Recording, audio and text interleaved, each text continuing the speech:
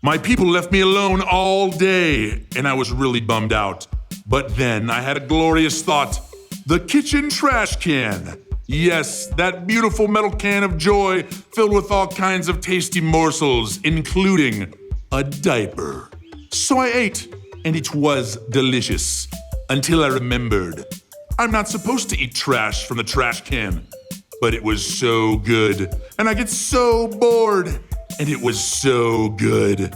And if I'm not supposed to eat stuff out of the trash can, don't put good stuff in the trash can. Or diapers. But after I had done the deed, I looked around at what I had done, and I felt so bad about it. At first, I did my best to cover it up.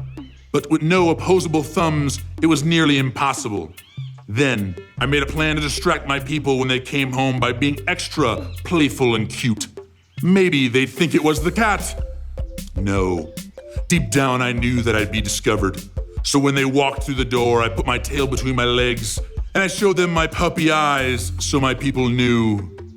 And I barfed up some diaper. Yeah, they knew I was guilty, and for that I was truly sorry. All I know is telling the truth and barfing up diaper means less time in the kennel.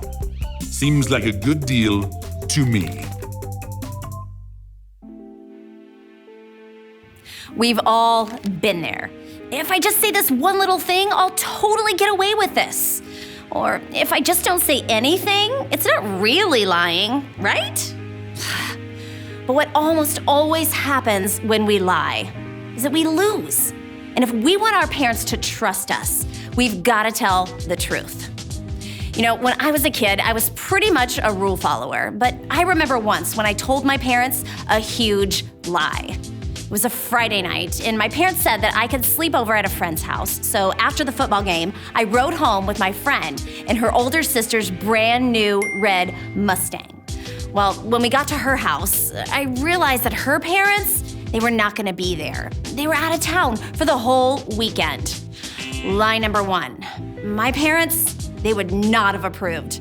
But I decided that what they didn't know really couldn't hurt them. So later on, way past my curfew, we had the great idea of going to the mall and just driving around for fun. Lie number two. My parents, they would have said no to that for sure if I would have called them. So I didn't call them. Off we went. We're cruising around the mall. We had the top down on the car. We're blasting the music, having a great time. When out of nowhere, the car's engine starts making a really weird noise. And then smoke starts pouring out from under the hood. Us girls, we start freaking out. We pull over, get out of the car, and we're standing on the side of the road next to our broken down car. Not sure what to do next. When all of a sudden, we see red and blue flashing lights. It's the cops. Yeah. And they're a little irritated because we're young girls and we're out driving around really late at night, and it was definitely not safe. Well, they want us to call our parents to come and get us. Ooh, yeah. Call the parents. Well, my friend's parents, out of town. That meant we were gonna have to call my parents, and I was gonna have to tell them the truth. So I did. Sure enough, they came and picked us up, got a tow truck to haul the car back to my friend's house and paid for it, and took the girls home. And then they took me home. And let me just say, longest car ride of my life. I wish they would have just yelled at me or something, but no. They did what every parent must know is far more painful. They were totally silent. Ugh. I had lied to my parents, and neither one of us were very happy about it. At one time or another, we've all been tempted to lie to our parents. But here's the truth about lying. When we lie to our parents, we lose their trust. And when we lose their trust, we hurt our relationship with them, and things just get harder. And that really stinks, like a dirty diaper.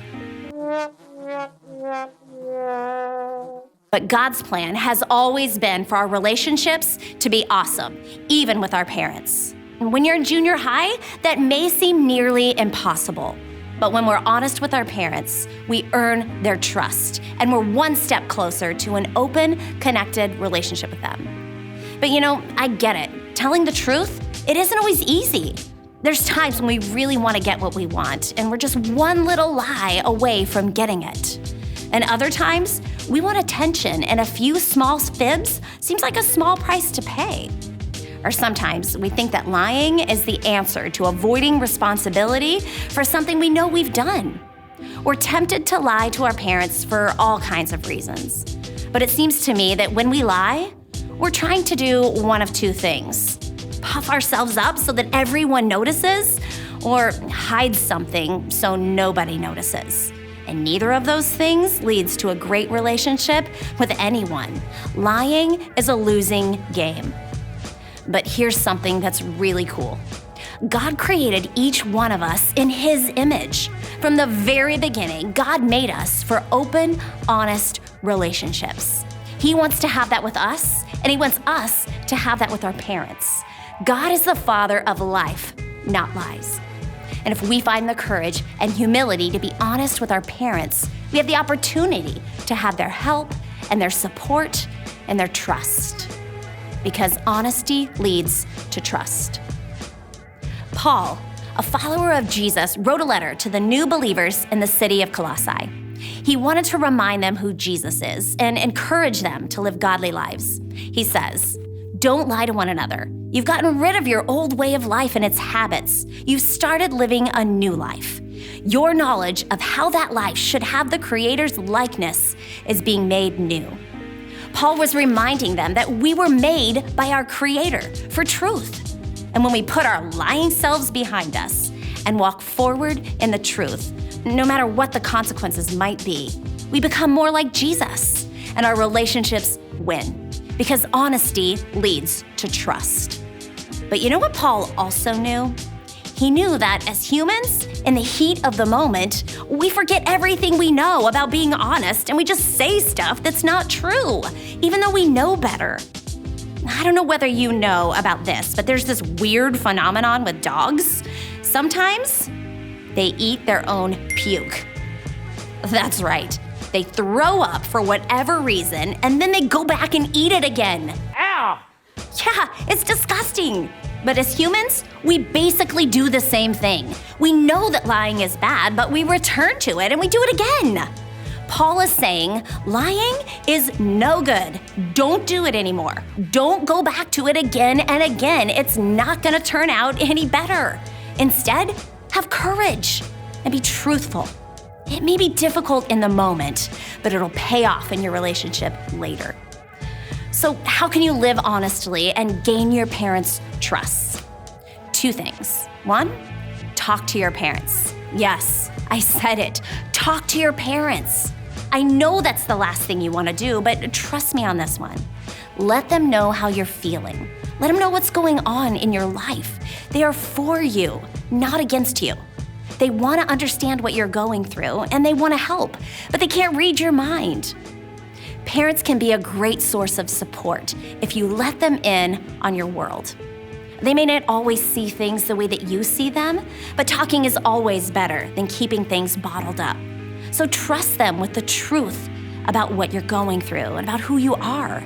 It'll help them understand what you need to grow and assure you that you're not alone. Honesty leads to trust. The second thing you can do is this: build their confidence. You can't expect your parents to just trust you because they're related to you. You have to give them a reason to trust you. And it doesn't just happen overnight. So be honest in the little everyday things you do. Get caught doing the right thing. When you have homework, say so and then do it. When you gave attitude to the coach during practice, own up to it and make it right. When you were supposed to poop scoop but you just didn't want to, admit it. Then get it done ASAP. And when you're honest in the little things, it builds up your parents' confidence that you're someone they can trust.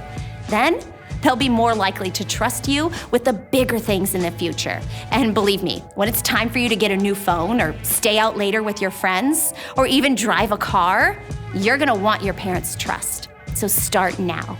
And if you've made some mistakes and you don't have the kind of relationship that you'd like to have with your parents, it's not too late. Earn it back. Start a conversation with them. Confess. apologize, and get right back on track.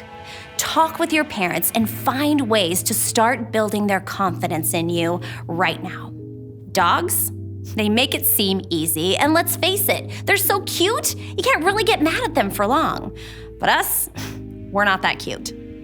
We need to live our lives honestly. And when we do that with our parents, we can train them to trust us. And we can have the kind of relationship with them that God wants all of us to have.